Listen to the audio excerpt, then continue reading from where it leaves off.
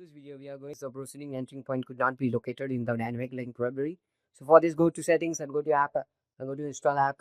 In this, you need to scroll down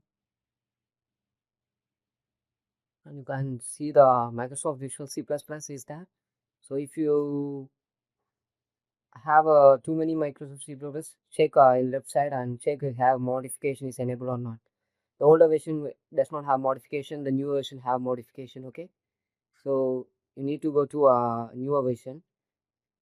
This is a newer version for my PC. Then 3.3 I can modify it, and once modified, this pop-up will appear. In this, you need to click repair. It's nothing but it's once again successfully installing and reinstalling the Visual C++.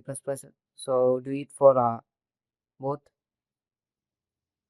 Repair it, and if you not have the updated Visual C++, you need to install it.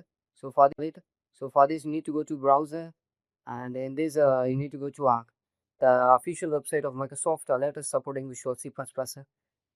Then download it and scroll down. You can see the latest supporting version is there. You need to click it, and you can see the x64 bit is there. You need to click that one, and once you click this, it will start downloading. It's downloading right now. Once downloading, click it and install it. So I already installed it, so that's why it's asking uninstall or repair. If you are installing newly, it will have the icon of install, so you can install it now. So if you have already have means you need to repair, just repair it.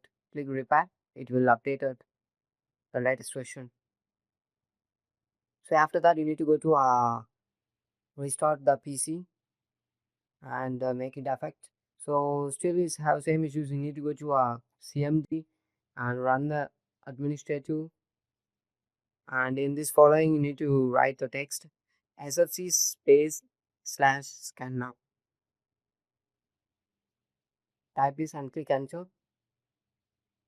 This process will take time, so be patient for a couple of minutes.